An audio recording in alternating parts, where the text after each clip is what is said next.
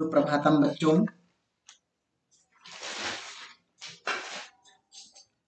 10वीं कक्षा 10वीं विषय संस्कृत सुभाषितानी के अंतर्गत श्लोक पर आधारित प्रश्न उत्तर जो बोर्ड पैटर्न से आता है उसको मैं वीडियो के माध्यम से हल कर रहा हूँ। तो सभी बच्चे उसको ध्यान पूर्वक इस वीडियो को देखेंगे और सबसे श्लोक का पहले अनुवाद बताया, उसके बाद इस अनुवाद के बाद उस श्लोक पर आधारित प्रश्न उत्तर है। सभी बच्चे इस श्लोक को ध्यान पूर्वक समझें।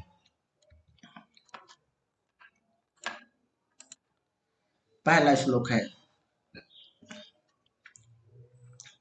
सर्वा विद्या पुरा प्रोक्तः संस्कृते ही महर्षिभिः तत् विद्या निधिये सेव्यम संस्कृतम कामधेनुवत्।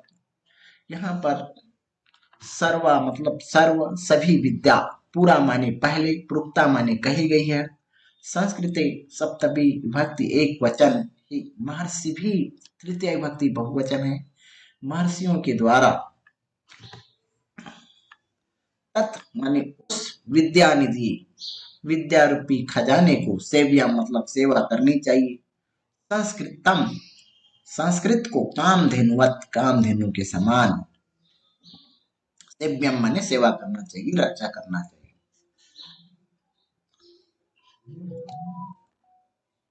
देखिए, महर्षियों ने पूर्व काल से ही संस्कृत में समस्त प्रकार की विद्या कही गई है, उस विद्या रूपी खजाने को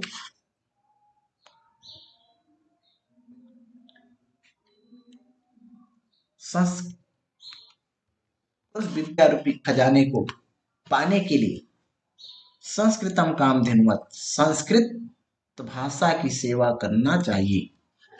नहीं, एक बार और देखिए, महर्षियों ने पूर्व काल से ही संस्कृत भाषा में समस्त विद्याओं की रचना कर दी है, उस विद्या रूपी खजाने को पाने के लिए कामधेनु के समान संस्कृत भाषा की रक्षा करनी चाहिए, सेवा करनी चाहिए। इस श्लोक पर आधारित प्रश्न है, देखिए जो बोर्ड पैटर्न में से आता है। पहले प्रश्न यहाँ है और उत्तर श्लोक में मिलेगा। महर्षि भी इति कर्ति पदस्य क्रियापदम लिखत, महर्षि भी इस कर्ति पद का क्रियापद लिखिए। तो यहाँ पर क्रियापद क्या होगा, महर्षि भी, तो यहाँ प्रोक्ता होगा। देखिए उत्तर में, महर्षि भी इति क्रियापदस्य कर्ति पदस्य क्रियापदम प्रोक्ता अस्ति।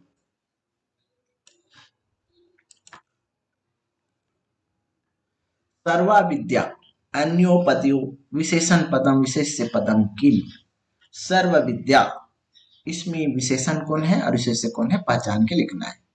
इस प्रकार से सर्वा विशेषण पद और विद्या विशेष्य पद होगा। देखिए इसमें सर्व विशेषण पदम अस्ति, विद्या विशेष्य पदम अस्ति।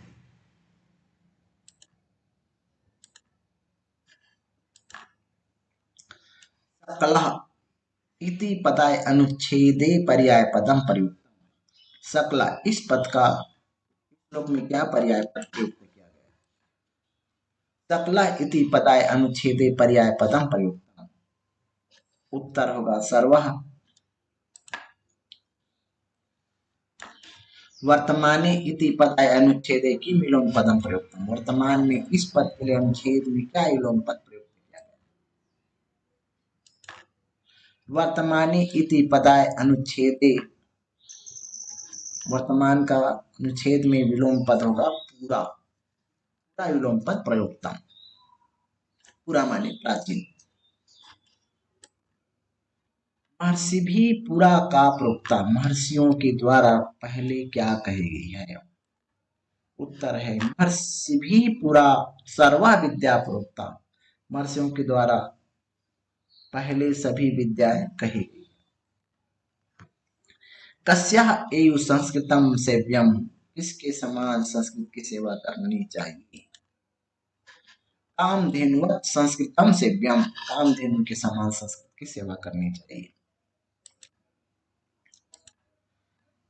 दूसरा श्लोक है,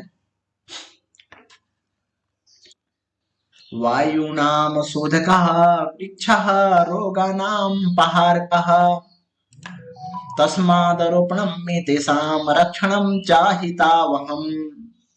बराबर। वायूनाम शोधकः वृक्षः रोगाणां पहारकः तस्मादरोपणं मे तेषां रक्षणं चाहितावहम्। वायुनाम वृक्ष शोधका वृक्ष, यहाँ वायु नाम है। वृक्ष वायु को शुद्ध करते हैं। इस श्लोक त्रुटि है, थोड़ा से पुस्तक से मिला लेंगे। रोगा नाम पहाड़ का, और रोगों को दूर भगाते हैं। तस्मात इसलिए, रोपणा में तेसाम इनका, वृक्ष का रोपण लगाना चाहिए, रक्षणम और रक्षण करना चाहिए। च अव्यय पद है, च अव्यय पद है, और हितावहम माने हितकारी होता है। वृक्ष वायु को शुद्ध करते हैं, रोगों को दूर भगाते हैं, इसलिए इनका रोपण और रक्षण प्राणी मात्र के लिए हितकारी होता है।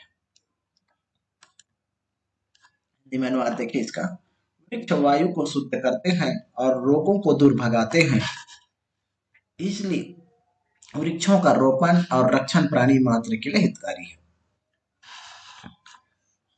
इसका श्लोक पर आधारित प्रश्न है, वृक्षा के साम शोधका, वहां पर वृक्ष इसका शुद्ध, किसको शुद्ध करते हैं? यहाँ पर देखिए, वृक्षा वायु नाम शोधका वृक्षा, वृक्ष वायु को शुद्ध करते हैं, होगा वृक्षा वायु नाम शोधका,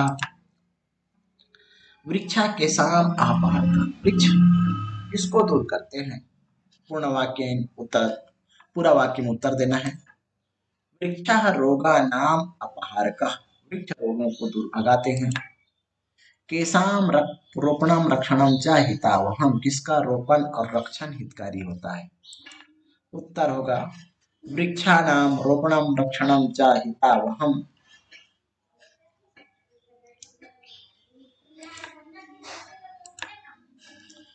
तरवः इति पदाय श्लोके किम पर्याय पदम प्रयुक्तम। तरवा, इस तरु, इस पद का श्लोक में क्या पर्याय पद दिया गया? तो तरवा इति पदाय श्लोके वृक्षा पर्याय पदम प्रयुक्तम। निरामयाणाम अस्य पदस्य विलोम पदम श्लोकात् कृत्वा लिखा। निरामयाणाम, इस पद का विलोम पद उल्टा श्लोक से चुन करके लिखना है। निरामयाणाम अस्य पदस्य विलोम पदम रोगानाम होगा, निरोग का उल्टा रोगानाम, रोग होगा। केसाम रोपणम रक्षणम च हितावहम भवति, रोपण और रक्षण हितकारी होता है। तो श्लोक से चुन करके लिखेंगे, वृक्षाणाम रोपणम रक्षणम च हितावहम भवति। शोधका वृक्षा इतनयो विशेष पदम किम, शोधका वृक्षा, इन दोनों पद में विशेष पद कौन है? उत्तर होगा शोधका वृक्षा इतनयो विशेष पदम वृक्षः अस्ति, वृक्ष है। पादपः इतस्य कृते श्लोके किम पर्याय पदम वर्तते, पादपः के लिए श्लोक में क्या पर्याय पद है?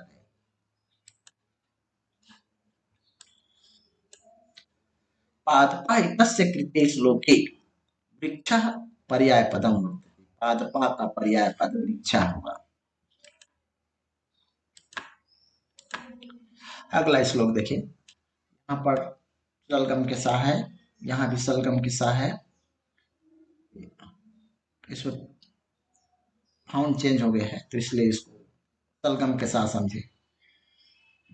त्वक शाखा पत्र मूलैश्च पुष्प फल रसाधिभिः प्रत्यंगैरुत्कुर्वन्ति वृक्षा सदभिः समं सदा।